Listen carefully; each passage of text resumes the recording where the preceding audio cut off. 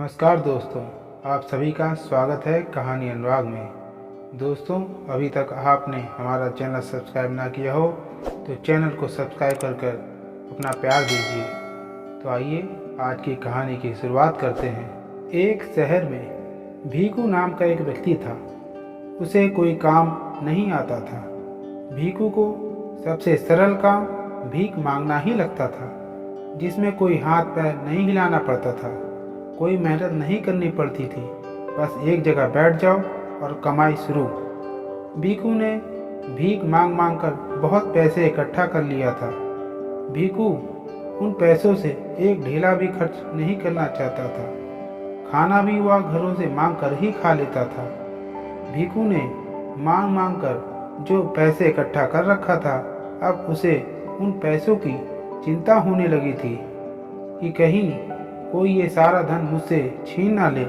इस डर के कारण उसने इन पैसों से कुछ सोने की ईंटें खरीद ली और उसको पास के घने जंगलों में गाड़ दिया। अब भीकू मन ही मन खुश था कि उसका धन अब कोई नहीं ले पाएगा। वो वापस अपने घर आ जाता है और अपने काम को फिर से शुरू कर देता है।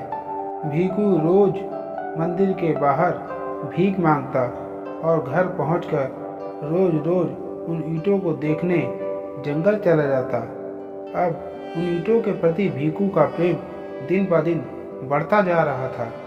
भीकू दिन में कई बार जंगल जाता और उन ईंटों को निकालकर देखता कि सब ठीक है कि नहीं।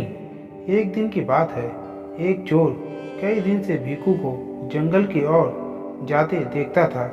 उसे शक हुआ, जरूर जंगल में कुछ है जो भीकू रोज रोज जंगल जाता है। उसने भीकू का पीछा करने की सोची। जब भीकू जंगल की ओर जा रहा था, उस चोर ने उसका पीछा किया और देखा कि भीकू ने एक पेड़ के नीचे से कुछ निकाला और वापस वहीं पर रख दिया। जब भीकू वहां से चला गया तो वह चोर चुपके से उस पेड़ के पास गया। जब चोर उस पेड़ के पास पहुंचा तो उसने उसी जगह को खोदा तो वह आश्चर्यचकित हो गया। इस भिखारी के पास इतना सोना। चोर ने उन ईंटों को अपने थैले में रखा और उन ईंटों की जगह पास पड़ी ईंटों को रख दिया। जब अगले दिन भीकू भीख मांगने के बाद फिर उस जगह पहुंचा तो उसके पैरों तले जमीन खिसक गई। वो पागल हो गया। हाय, मेरी मेहनत की कमाई कौन लूट लिया। वो जोर जोर से रोने लगा। वह रोते रोते मंदिर की ओर चल दिया।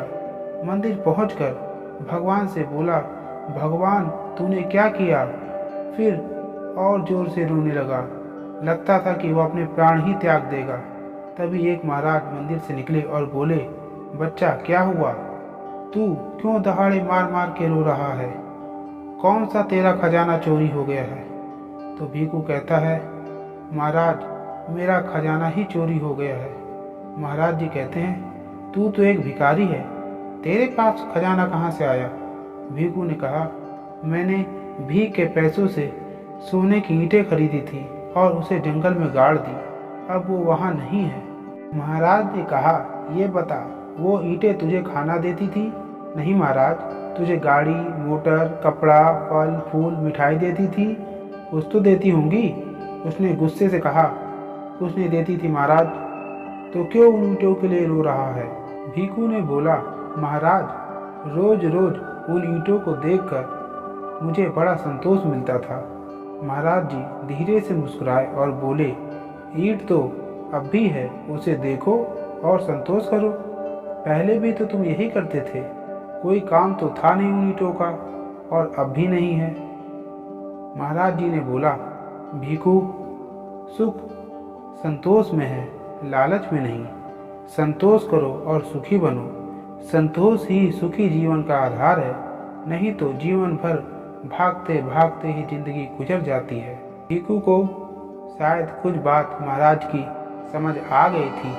भीकू कुछ देर तो बड़ा शांत रहा। उसके बाद वह पुनः अपने घर की ओर चला गया। दोस्तों, आशा करता हूँ कि ये कहानी आप सभी को पसंद आई होगी। अच्छी लगी हो तो चैनल को सब्सक्राइब करना ना भूलें।